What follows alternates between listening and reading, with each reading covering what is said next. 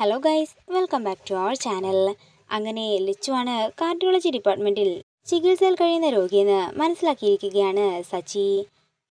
ഇനി അധിക നാളൊന്നും ലച്ചു ജീവിക്കില്ലെന്ന് കൂടി അറിയുമ്പോൾ എല്ലാം കേട്ടാകെ തകർന്ന അവസ്ഥയിൽ നിൽക്കുന്ന സച്ചിയാണ് കാണിക്കുന്നത്.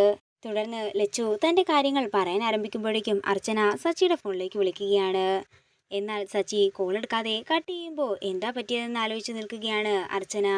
പിന്നീട് കാണിക്കുന്നത് ലച്ചുവിനെയാണ്. ലച്ചു സച്ചിയോട് പറയുകയാണ്, ഈ നിമിഷം ഞാൻ നന്നായി തന്നെ എൻജോയ് ചെയ്യുന്നുണ്ട്.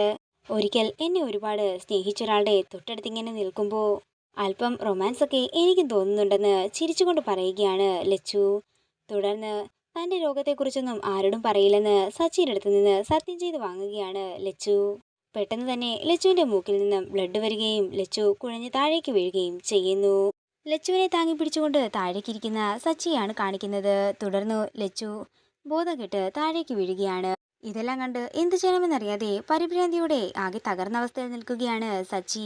ഇതോടുകൂടി പ്രൊമോ വീഡിയോയുടെ തീരുകയാണ്. വീഡിയോ ഇഷ്ടമായെങ്കിൽ മറക്കാതെ ലൈക്ക് ചെയ്യുക, ഷെയർ ചെയ്യുക, കമൻറ്റ് ചെയ്യുക. കൂടുതൽ സീരിയൽ അപ്ഡേറ്റ്സിനായി മറക്കാതെ സബ്സ്ക്രൈബ് ചെയ്യുക.